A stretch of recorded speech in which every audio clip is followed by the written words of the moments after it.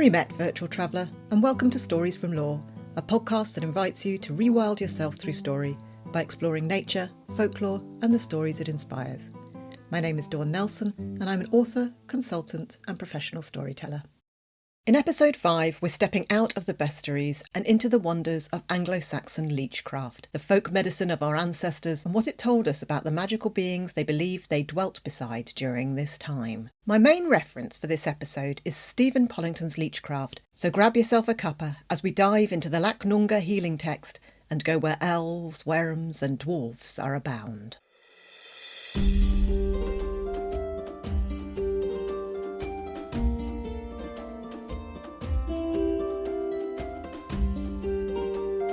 Remember, mugwort, what you made known, what you arranged at the Great Proclamation. You were called Una, the oldest of herbs. Your power against 3 and against 30. Your power against poison and against infection. Your power over the loathsome foe roving through the land. And you, Plantlore, mother of herbs, open from the east, mighty inside. Over you chariots creaked, over you queens rode, over you brides cried out, over you bulls snorted. You withstood all of them, you dashed against them. May you likewise withstand poison and infection and the loathsome foe roving through the land. Stoon is the name of this herb. It grew on a stone. It stands against pain, it fights against poison. This is the herb that fought against the serpent. It has power against infection, it has power against poison, it has power against the loathsome foe roving through the land. Put to flight now, venom loather, the greater poisons, though you are the lesser, until he is cured of both. Remember, chamomile, what you made known, what you accomplished at Allorford, that never a man would lose his life from infection after chamomile was prepared for his food. This is the herb called Wyrgaloo. A seal sent it across the sea right, a vexation to poison, a help to others. It stands against pain, it fights against poison. A worm came crawling. It killed nothing. For Woden took 9 glory twigs. He smote the adder that it flew apart into 9 parts. There the apple accomplished it against poison, that she, the loathsome serpent, would never dwell in the house. Chervil and Fennel, 2 of much might. They were created by the wise Lord, holy in heaven as he hung. He set and sent them to the 7 worlds as a help to all, to the wretched and the fortunate, against foe's hand and against noble scheming, against enchantment of vile creatures. Now there, 9 herbs have power against 9 evil spirits, against the 9 infections and against the 9 poisons, against the red poison, against the foul poison, against the white poison, against the pale blue poison, against yellow poison, against green poison, against black poison, against blue poison, against brown poison, against crimson poison, against worm blister, against water blister, against thorn blister, against thistle blister, against ice blister, against poison blister. If any poisons come flying from the east, or any from the north, or any from the south, or any from the west among the people, Christ stood over diseases of every kind. I alone know a running stream, and the 9 adders beware of it. May all the weeds spring up from their roots, the seas slip apart, all salt water, when I blow this poison from you.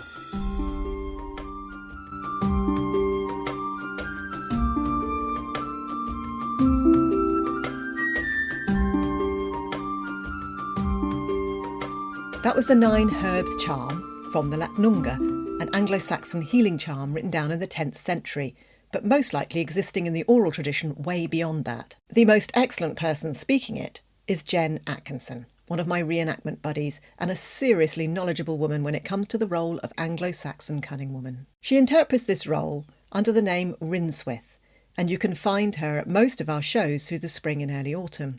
I'll put links to her social media and Herigus Hundas, our reenactment group, in the show notes for you.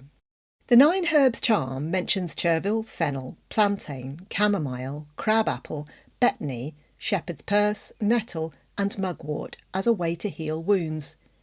It suggests grinding the plants to a paste, mixing them with soap and ash, and then you have a pretty effective remedy, one that's been proven to work. The charm itself, that you heard Jen speaking, is spoken into the patient's ears, left and right, into their mouth, and then over their wound. And the effect is pretty powerful. In the case of the 9 Herbs charm, the Anglo-Saxons knew exactly what had caused the wound. They were very much present when they were stabbed and saw the human who did it. There were other illnesses, though, that they were not so sure about, and the remedies for these also lie within the pages of these healing texts. Another charm that Jen performs, and that piques my interest, is a cure for elf shot or sudden stitch. Elves were a frequent feature of Anglo-Saxon lore and stories. They are prevalent both in Germanic and Scandinavian cultures. They are hidden folk, and not to be bargained with or upset. In the case of elf shot, it was believed that an elf had shot you with a tiny arrow. The result was a sudden pain in some part of your body. We would recognise this pain generally as stitch these days. We still aren't absolutely sure of the cause of stitch, that pain you get in your side when you've been running too long, but it is thought to be caused by the reduction in the blood to the diaphragm. This often happens when you are running as the blood is redistributed to the limbs. Occasionally, elf shot also afflicted livestock, and they would have been able to tell whether their livestock was in pain or not, but how they knew what pain it was, I don't know. So this cure is most likely a catch-all cure for some kind of unknown pain. So, what of the cure for this elven menace? Well, here is Stephen Pollington's translation of the cure for elf shot from the Lacnunga. Loud they were, low, loud as they rode over the barrow. They were determined as they rode over the land. Shield yourself now, so you may escape this attack. Out, little spear, if it be in here. I stood under linden, under a light shield, where the mighty women declared their might, and yelling they sent spears. Back to them I wish to send another, a flying dart in opposition. Out, little spear, if it be in here. A smith sat, hammered a knife, a small weapon, a serious wound. Out, little spear, if it be in here. 6 smiths sat, wrought slaughter spears. Out, spear, be not in spear. If there be in here a piece of iron, the work of witches it must melt away. If you were shot in the skin, or you were shot in the flesh, or were shot in the blood, or were shot in the bone, or were shot in the limb, may your life never be threatened. If it were the gods shot, or if it were the elves shot, or if it were the witches shot, I will now help you. This is a cure to you for the gods shot. This is a cure to you for the elves shot. This is a cure to you for the witches shot. I wish to help you. There it fled to the mountain, would no rest did have. Whole be you now, may the Lord help you. There are a few things to note in this verse. The linden shield is a lightweight shield made out of a linden or lime tree. The linden tree was called upon as a healing tree and one that offered protection. The linden tree was frequently called upon as a healing tree during this time. In this verse, they do not call on the old gods. Instead, it is suggested that they may be the cause of this pain, which implies that gods could heal or they could inflict illness. It also mentions witches, which draws a really interesting distinction between cunning women and witches. They were not one and the same thing. Also mentioned slightly earlier, above this bit of text, is that feverfew, red nettle and plantain, all great herbs for settling the stomach lining and inflammation, could also be used to cure elf shot. So we can see that these remedies are working in 2 ways, one directly on the stitch with the herbs, and the charm acting as protection to prevent continuation of the attack. The belief in elf shot was held for many hundreds of years after the Anglo-Saxons, and proof of the existence in these elves was held in the existence of Stone Age flint arrowheads, which can be found in most places in Britain, as well as Jurassic belemnite fossils, which were once a small squid-like animal and take a shape reminiscent to a small, thin spearhead. Both these things would also be carried as charms by women and, in particular, cunning women. So that's elves. Next up is the worm. The worm, as we've seen in episode 1, can be used to refer to anything from dragons to snakes, like adders. The 9-herb charm mentions a worm and flying venom. Both these aspects are thought to be the causes of disease and infection. The flying venom shows that Anglo-Saxons were aware that disease can be spread through the air, and the worm links into their stories and lore. Thor is often called upon to strike down the worm in direct parallel to the battle between Thor and Jormungandr. This snake is a monstrous child of Loki and circles the earth holding its tail in its mouth, never letting go until the day to end all days, Ragnarok. Here's a reminder of that verse. A worm came crawling, he tore a man apart, and then Woden took up 9 glory rods, struck the adder then, so it flew apart into 9. There Apple ended it and its poison, so that it would never bend into a house. In this case, it is Odin, not Thor, who smotes the worm. Poisonous worms were often used to symbolise illness and healing charms, and the crab apples in the cure are thought to represent the gods' apples of immortality, which are prevalent in several mythologies, and therefore cure the afflicted patient. I won't talk any more about worms, because we have plenty more about those in the first episode of this season. So if you'd like to know more, just pop back and remind yourself of that episode. The last magical being from the Magic and Medical Healing text that I would like to look at is a charm called Against a Dwarf. This one has several Christian references to it. As we've seen in both the charms so far, there are Norse gods and Christian gods existing side by side within these charms. They're both called on.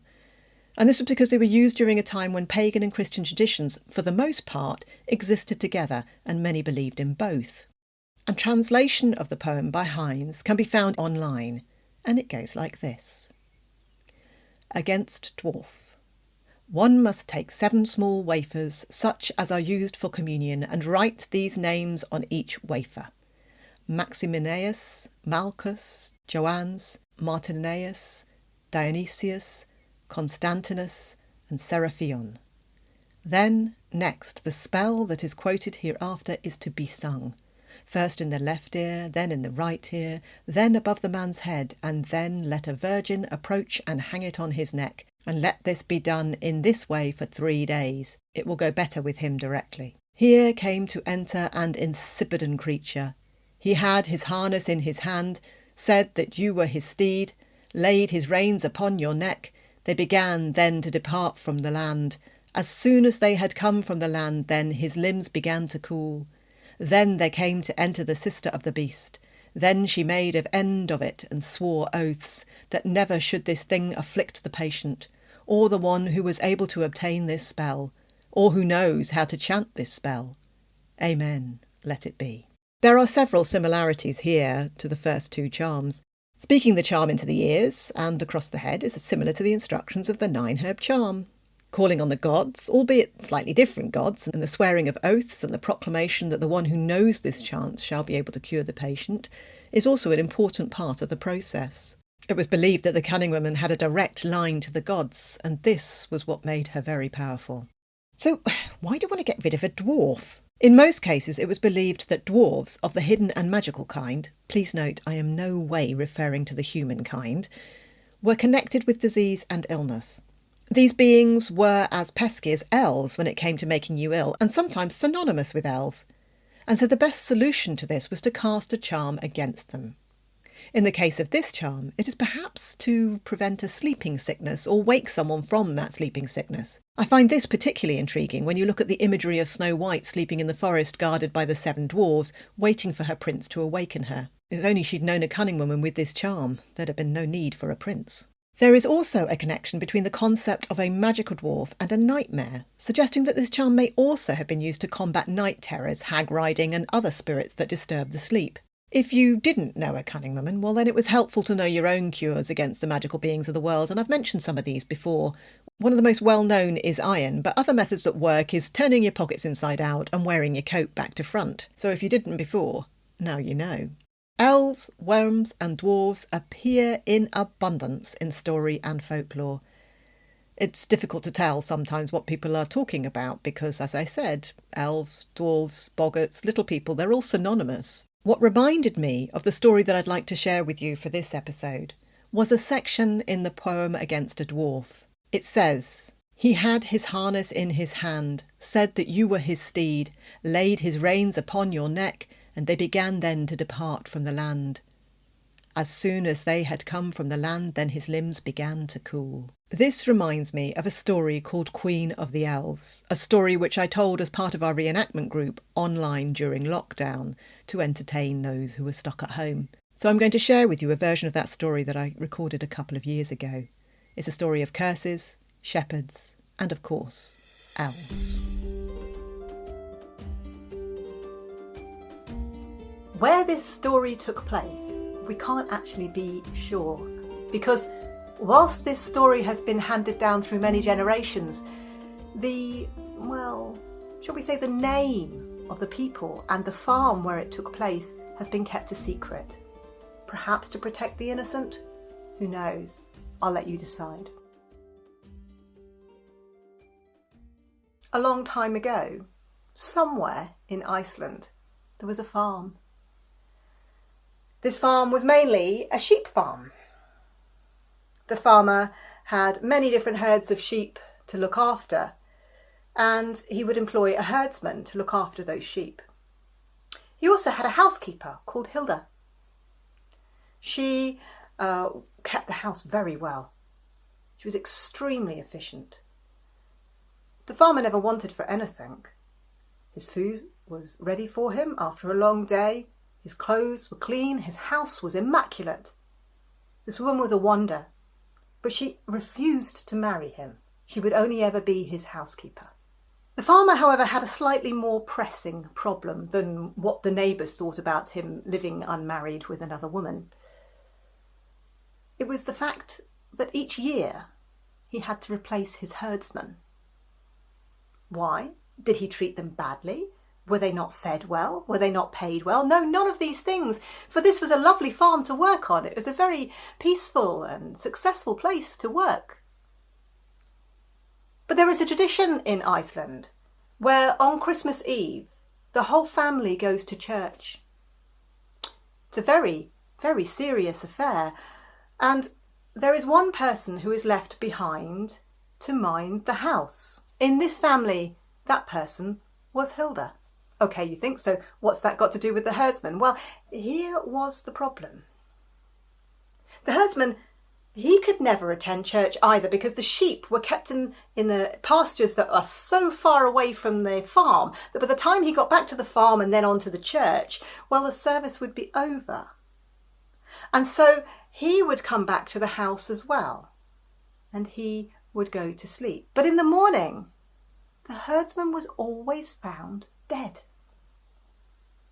But this farmer could make head nor tail of it. He could not understand why, and he had quizzed Hilda on several occasions, but of course, good, hard-working, innocent Hilda, she could not be held responsible for this, and, well, she always said she had no idea. She always heard the herdsman come home, but she never knew what happened after that. After all, she could not be responsible for another servant in the house. And so it was year after year that the farmer had to advertise and employ another herdsman. This did not sit well with his conscience because he knew that every time he employed the herdsman, it was possible that they would not see the year out. So this year he had decided he would not employ another herdsman. He could not have that on his conscience again. He would let the sheep take their chances up in the fields and leave them. If the wolves took them, the wolves took them. Surely it was better than losing another life. And so it was a few weeks before Christmas Eve when the farmer heard a knock at the door and opened it to find a stout, strong young man asking for work, in particular the work of a herdsman. The farmer tried to turn him away. "I cannot in all conscience," he'd said, "give you a job as a herdsman. Have you not heard the rumours?" "Well, of course," said the young man. "I've heard those rumours, but they are just rumours and they don't scare me. If you have work, I need work. I need food in my belly and I need a roof over my head. I'll work as a herdsman because that is what I know. Very well, said the farmer. And so he employed this young man, who knew very well what may happen to him, as the herdsman. The young man proved very good at his job. Not one sheep was lost in those weeks leading up to Christmas. And so it was that Christmas Eve came along. All the family, apart from Hilda that was, went out to church that evening. Hilda was left cleaning the house, sweeping the hearth, putting away any of the food that was left over from dinner for the next day, making sure all the beds were made for when the family returned, and ensuring that the shepherd's room and bed was also sorted out for him when he came home. It was late, very late, when the herdsman did return home, and as he crawled into bed underneath the prickly wool blanket and pulled it tight against the cold, it was then that he remembered those rumours, and they came back to him. "You will not last the night," the voice said in his head. And so he thought, I wonder what does go on in this house on Christmas Eve night. And he made the decision not to sleep that night, simply to feign sleep, so that whatever may happen, he may be witness to it. It was as these thoughts were going round in his head and he pulled the blanket up to his chin, itching. He closed his eyes. Into the room he heard soft footsteps of a woman. And as he looked through his almost closed eyelids, he saw Hilda approaching the bed with a bridle of silver. She placed it over his head and pushed the bit into his mouth. It was as if he lost all of his own autonomy, his own ability to do anything that he wanted to do himself, and she dragged him from the bed. She placed a saddle on him, like a horse, and they were off. They rode like the wind through the night, across the heathland and through the forests, until they found the mountains. She pulled the reins over his head, leaving the bit in his mouth, and put a stone on the reins. And then she disappeared down into the valley, and the herdsman could not see where she had gone. He dearly wanted to. And of course, she thought he was asleep.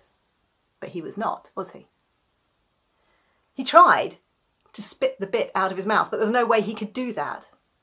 Eventually he managed with his foot to move the stone from the reins, and he managed to get hold of the reins and pull the bridle off and the bit out of his mouth. And as soon as he managed to do that, he suddenly gained control of his limbs once more. He was free, and he could follow Hilda. And so he did. He walked down into the valley, and there he could see her just ahead. Now he could see that she was wearing a glistening gown of green, and as she walked he could hear bells. This was no earthly woman. He followed her, and soon they reached a palace. He knew that if he was to go into the palace, he needed to stay hidden. And so he was careful to stay against the wall and in the curtains, where none of the fairies would see him. He found himself a place behind some plush velvet drapes, and he hid and he watched. He watched as Hilda walked into the middle of the room with all of the other fairies and elves and hidden folk cheering, walked into the middle of the room, and she sat on a throne. She was clearly their queen, and they all knew her well. Soon a king joined her. They greeted each other lovingly. All of the fairies, they danced, they ate, they sang. This was truly a celebration. And then 3 small children entered the room, and they ran up to Hilda. "Mother, mother," they cried. This was her children. They hugged, there were tears, but there was love. Soon the children were left to play with one of the Queen's rings. They threw it from one to another. It rolled across the floor, to and from, to and from. until eventually it rolled towards where the herdsman was hiding behind the curtain. He picked it up quickly and put it into his pocket. The children had no idea where it had gone, and they were being hurried by their mother because it was late and they must go to bed. It was late, and the Queen must now return to her human life. Well, there were many tears at this point. But there was also cheering as she left again, and "See you next year," said the fairies. "Farewell, our Queen," they said. And the herdsman, he hurried on ahead and got to the rock, thankfully, before Hilda, and he managed to put the bridle back on, and he was waiting there for her. She got back into the saddle again, and they rode again like the wind across the heath and through the forests and across the mountains until they reached the farm. Hilda put the herdsman back into bed and removed the bridle. Well, now he was indeed exhausted, and so he fell asleep. When he awoke in the morning, he wasn't quite sure whether what had happened was a dream or whether it was real, but when he felt in his pocket, he could feel the ring. He knew it was true. And when he strode into the farm kitchen, as alive as you or I, there were none more surprised than Hilda. The farmer, he was elated. "See," said the herdsman, "I did not die. I did have a very strange dream, though." "Oh, do tell us," said the farmer, eager to get to the bottom of what was going on in his house, but very pleased to not have to replace his herdsman. "Well, let me tell you," said the herdsman, and he described the journey, the bridle, how the bit felt in his mouth, the cold of the metal, and how hard his limbs had worked to try and free himself, and how he had discovered the Queen of Elfland and her king and her 3 children, and how he had watched as the fairies danced and celebrated her return. And then once more he had returned, Hilda riding him all the way home, till they had returned to the farmstead where Hilda had put him back to bed. The farmer looked at Hilda and said, "Is there any truth in this?" "Well, I cannot see how," said Hilda. "Does he have any proof?" "Well, I do." And the herdsman pulled out the ring, the beautiful, solid gold fairy ring, and he handed it to Hilda. He said, "I believe this is yours, O Queen." Well, the tears that Hilda now cried were not tears of guilt, not tears of fright. They were tears of joy. For the curse that had been placed upon her was now lifted, and she told them of it. "My mother-in-law," she said, "when I married my king, she was so vexed, so jealous that I had taken her son, that she cursed me. She said that I would have no time with my husband, and that I would only have 24 hours each year, and that would be Christmas Eve. The rest of the time I must return to the upper world, and I must live with the humans. And the only way that I could get to the fairy world was if I bridled and saddled a human man, and that we travelled through the night, and that it exhausted him so much that his heart burst and that he would die. And I never wanted this to happen, but this was what the curse had said should happen. And there was nothing I could do about it. And I should not be punished for these deaths because it was not me that chose to do this." Well, the farmer thought about this, and that how many herdsmen he had lost. And yes, he was angry. And yes, he did feel that Hilda should be punished, but equally, he knew that the hidden folk, well, they were not somebody that you crossed. And so in some respects, the farmer felt lucky that this was all that had happened to his household during the time that Hilda had lived there. And instead, he just told her that she would need to leave and could never return to that farm. Well, of course, Hilda agreed. She wanted to go back to her king, and so she did. But before she left, she said to the herdsman, "For breaking this curse, I will reward you greatly."